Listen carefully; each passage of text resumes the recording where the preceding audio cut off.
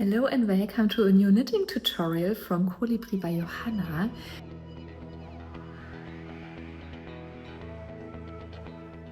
Today I am going to show you how to carry the strand of the unused yarn with you when working stripes.